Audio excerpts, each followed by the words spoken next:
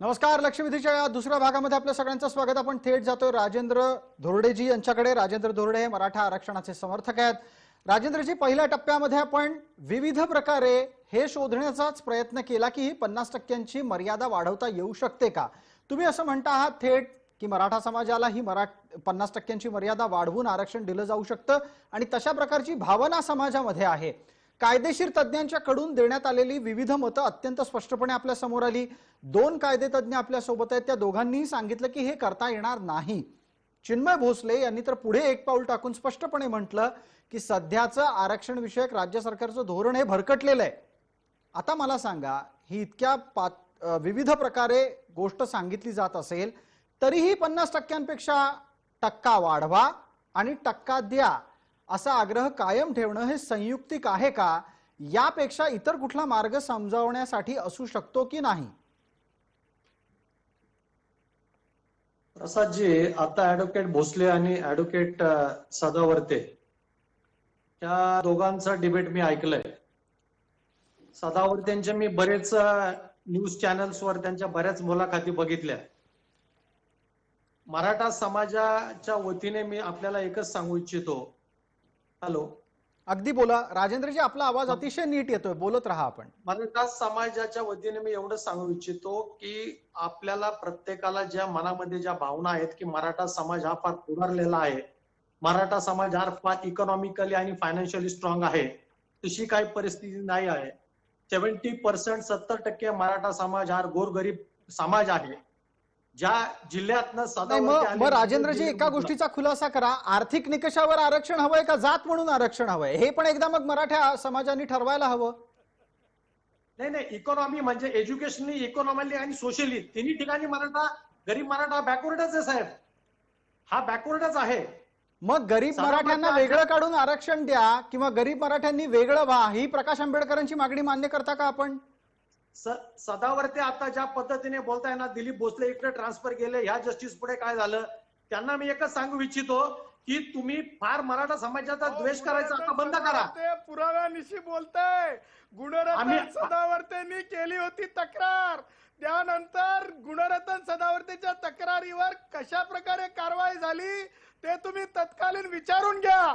म्हणजे जे न्यायमूर्ती दिलीप भोसले त्यांच्याबद्दल माझा पर्सनल आकाश नाहीये, परंतु ज्युडिशियल डिसिप्लिन मध्ये बार आणि बेंचचं एक नातं असतंय. माझी संविधानिक तक्रार होती आणि त्या तक्रारीवर बदली झाली असेल, तुम्ही जरा तपासून घ्या ना. ठीक आहे, आपल्याला मुद्द्यावर यायचंय. आपला आत्ताचा विषय हा न्यायमूर्ती दिलीप भोसले नाहीये. मराठा समाजाला 50%पेक्षाचा टक्का वाढवून आरक्षण देता येतं का, हे जर शक्य नसेल तर समाजाला आपण समजावणार आहोत की नाही? राजेंद्रजी केलं हे तुम्ही सांगा आता टीव्हीवर. राजेंद्र धोरडेजी, माझा प्रश्न पोहोचला का आपल्यापर्यंत? आपल्याला दिलीप भोसले यांच्यापुरती चर्चा ठेवायची नाही, आरक्षणाच्या टक्क्यावर या. नाही प्रसादजी, सोशली एज्युकेशनली बॅकवर्ड हा मराठा समाज आहे, हे नक्कीच आहे, याच्यामध्ये काही दुमत नाही. आणि मराठा समाजाला 50%च्या पुढे कॅप मध्येच बसवलं पाहिजे, तरच ह्या मराठा समाजाला आरक्षण मिळेल. मी मराठा समाजाला 50% मध्ये कोणाच्या तरी ओबीसीच्या कोट्यामध्ये बसवायचा जर प्रयत्न केला तर दोन समाजामध्ये परत मोठा द्वेष तयार होईल. आणि राजेंद्रजी, मग एक पुढचा प्रश्न मी आपल्याला असा विचारतो की महाराष्ट्रात मराठा समाजाची खरी आकडेवारी किती आणि 50%पेक्षा मर्यादा वाढवायची असेल तर किती टक्के आरक्षण द्यायला हवं?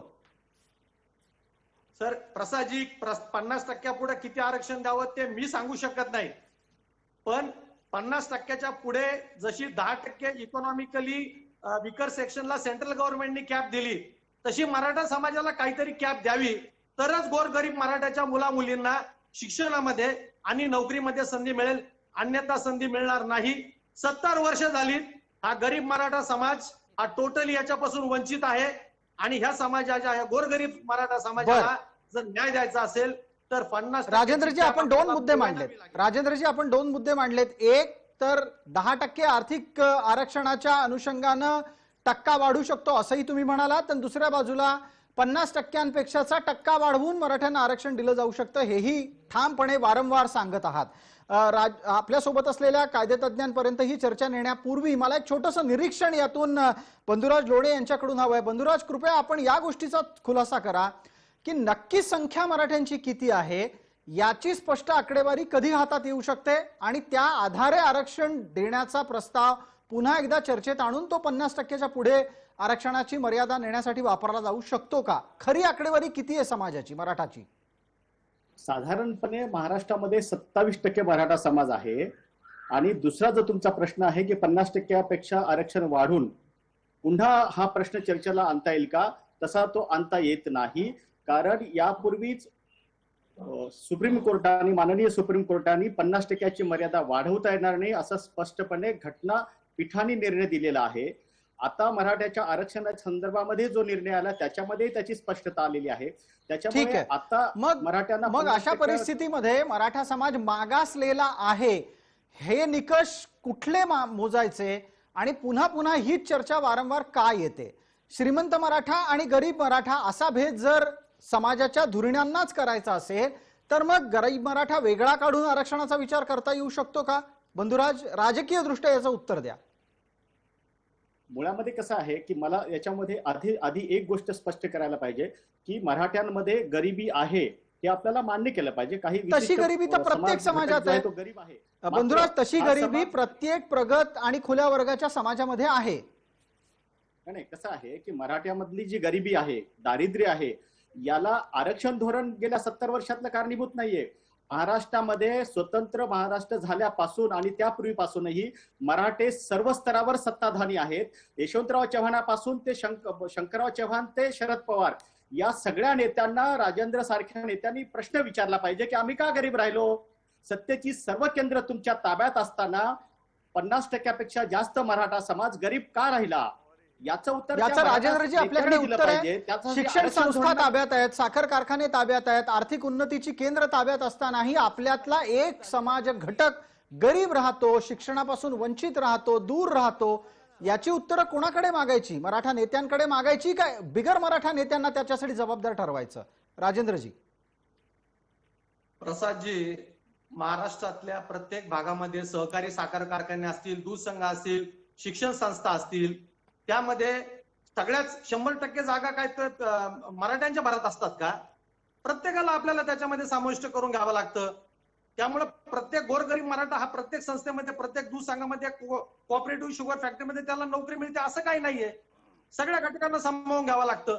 तसंच आज परिस्थिती अशी आलेली आहे की जो इकॉनॉमिकली, एज्युकेशनली आणि सोशली बॅकवर्ड जो मराठा आहे, ज्या मराठा लो इन्कम ग्रुप मध्ये आहे, माझ्यासारखा टॅक्स पेअर आहे ना, मी पुढचे 50 वर्ष मी माझ्या मुलांचं ऍफिड्यूट असे मी तुम्हाला 10 लाख ऍफिड्यूट करून देतो की आम्ही पुढच्या 25 वर्ष आरक्षण मागणार नाही. पण 70 वर्ष ज्यांनी आरक्षण भोगलंय, आज पुढच्या मराठा समाजाच्या युवकांना वाटत नाही की पुढचे 50 वर्ष आपल्याला मिळावं म्हणून. त्यांना का मिळू नये? बाबासाहेब आंबेडकरांनी, भारतरत्न डॉक्टर बाबासाहेब आंबेडकरांनी जी घटना लिहिली, त्या घटनेमध्ये आपण छोटीशी अमेंडमेंट करू शकत नाही. याचं तार्किक उत्तर ऍडव्होकेट गुणरत्न सदावर्ते देतील. सदावर्तेजी बोला. हे महाशय जे बोलत आहेत ना, अशाच प्रकारचं बोलणं मुलांना आणि कुठेही आरक्षण मिळालेलं नाहीये. त्यांना संधी द्या ना. मला माहित आहे खूप चांगले पत्रकार आहेत, मला बोलू तर द्या हो. बंधुराज ज्येष्ठ पत्रकार आहेत. पण बंधुराज, तुमचं एक मला गोष्ट पटलेली नाही. मराठ्यांकडे दारिद्र्य हा शब्द तुम्ही वापरला ना, ते दारिद्र्याचा अभ्यास मी स्वतंत्रपणे केलेला आहे. सगळ्यात कमी महाराष्ट्रामध्ये दारिद्र्य मराठ्यांकडे आहे हे मी तुम्हाला डंके की चोटवर आता सांगू शकतो, सेन्सस रिपोर्ट सोबत एक. त्यामुळे मी तुमच्या त्या याच्यासोबत मान्यता ठेवत नाही. सेकंड, तुम्ही जे म्हणले ना की दारिद्र्य आहे म्हणून, गरिबी आहे म्हणून मराठ्यांना आरक्षण मिळावं, ते इंदिरा गांधी चा काळ होता, त्यांनी ते पॉलिटिकल डायलॉग मारला होता, गरिबी हटाव. आणि तो डायलॉग असं नाही म्हणालो की दारिद्र्य आहे म्हणून मराठ्यांना आरक्षण द्यावं नाही म्हणालो. वेळेस आम्ही ऐका, मी असं नाही म्हणालो गुणरत्न, मी असं नाही म्हणालो की मराठ्यामध्ये दारिद्र्य आहे म्हणून ऐका ना, मी तुम्हाला मी कॉन्टॅक्ट करणार झालो. आधार हा आर्थिक नाहीच आहे. मराठ्यामध्ये दारिद्र्य आहे त्याला आरक्षण धोरण कारणीभूत नाही आतापर्यंत. मराठ्यांचं जे दारिद्र्य आहे त्या दारिद्र्य मराठ्याच्या नावाने जे ओरडणारे आताचे मराठी आहेत त्यांनी सत्ताधारी मराठ्यांना तो प्रश्न विचारावा की आपलं दारिद्र्य का राहिलं? 70 वर्ष तुम्ही सत्तास्थानी असताना आपला बांधव गरीब का राहिला याचं उत्तर बंधुराज तुमच्याच मुद्द्याला पुढे नेत आहेत सदावर्ते. 1 मिनिट ऐका, बोला सदावर्तेजी बोला, वेळेची मर्यादा आहे आपल्याला. बंधुराज, कोणत्याही परिस्थितीमध्ये गरीब झाले म्हणून आरक्षण देण्याची तरतूद नाही. त्याला डेफिनेशन आहे बंधुराज. त्या डेफिनेशनला म्हणलंय फार अँड फ्लंग, आणि त्या डेफिनेशनला त्यासोबत म्हणलंय हिस्टॉरिक बॅकवर्डनेस. म्हणजे ते मराठ्यांसारखं बॅकवर्डनेस नाही, ते म्हणजे तुम्ही एका विशिष्ट म्हणजे अस्पृश्यतेसोबत जखडलेले असले पाहिजे, त्याला रिझर्वेशन म्हणलेलं आहे. आणि तिसरी गोष्ट, तात्विक उत्तर जे मला मागितलं ते म्हणजे आपले प्रसादजींनी की 70 वर्ष होऊन गेले रिझर्वेशनचे, 70 वर्ष होऊन गेले रिझर्वेशनचे ना, तर त्याच्यावर पार्लमेंट कायम काम करत आहे. आणि ज्या दिवशी ते स्तर मिळेल, तुम्ही लँड आणि तुमचे म्हणजे पब्लिक सर्व्हिसेस आणि उन्नत झालं असं एक वेळेसचा रिपोर्ट दाखवा मला पार्लमेंटचा, मग ते भारतीय जनता पक्षाच्या काळातला असो की याच्या काळातला असो, काँग्रेसच्या काळातला असो, कोणत्या एकाही रिपोर्टमुळे की टाटा इन्स्टिट्यूटचा रिपोर्ट असो की विदेशातला रिपोर्ट असो, असा एक रिपोर्ट दाखवा, तात्विक बोला. असंच तुम्ही बोलले होते मराठ्यांचे काही वकील सर्वोच्च न्यायालयामध्ये, असं भलतं सलतं बोलले. त्यावेळेस स्पष्टपणे सर्वोच्च न्यायालयाचे एक माननीय न्यायमूर्ती म्हणाले, त्यांच्या बाबतीत मला खूप आदर आहे, ते न्यायमूर्ती म्हणाले की तुम्ही पंचायत मध्ये बोलल्यासारखं बोलून चालणार नाही, हे तात्विक कायदेशीर बोलावं, ते संविधानिक बोलावं. सदावर्तेजी 1 मिनिट. सदावर्तेजी, आता इथे तर्क काय उपस्थित केला गेला राजेंद्रजी यांच्याकडून? ते म्हणाले ज्यांनी 70 वर्ष आरक्षण भोगलेलं आहे त्यांनी इतरांनाही मिळू द्यावं, हा तर्क असू शकतो का? आणि म्हणून 50% वाढवा किंवा 50%ची मर्यादा काढून टाका, हा तर्क कायद्याच्या कसोटीवर उरणार आहे का? ऐका, तो तर्क त्यांचा उरणारच नाही, त्यांच्या तर्काला काही अर्थच नाही. कारण शेड्यूल्ड आणि ट्राईब ह्या दोनची डेफिनेशन त्यांना वाचवले. प्रॉब्लेम काय माहितीये का, की रिझर्वेशन हे SC STचं रिझर्वेशन सुद्धा, प्रसादजी तुम्हाला सांगतो की एंट्री स्टेजला आहे. मराठ्यांना एंट्री स्टेजला नाही, त्यांना पूर्ण स्टेजला रिझर्वेशन देऊन ठेवलं होतं. म्हणजे शेड्यूल कास्ट पेक्षा ते गरीब झालेत असं दर्शवलंय. म्हणजे ऑल इंडिया सर्व्हिसेसला रिझर्वेशन, शेड्यूल कास्टला समजा IAS झालं तर त्याला पुढे रिझर्वेशन नाही. आणि इतर आरक्षणाच्या संदर्भाने, पदोन्नती आरक्षणाच्या संदर्भाने सुद्धा चर्चा चालू आहे. आणि ब्लड प्युरिटी पर्यंत चर्चा झालेली आहे रिझर्वेशन मध्ये. म्हणजे एखाद्या जर माणसाने आंतरजातीय विवाह केला तर त्या शेड्यूल्ड मधल्या माणसाला किंवा ट्राईब मधल्या माणसाला त्याची नेक्स्ट जनरेशन त्या वेगळ्या वर्गातली मान्य करते का? आज तारखेला इथपर्यंत मान्य केलं.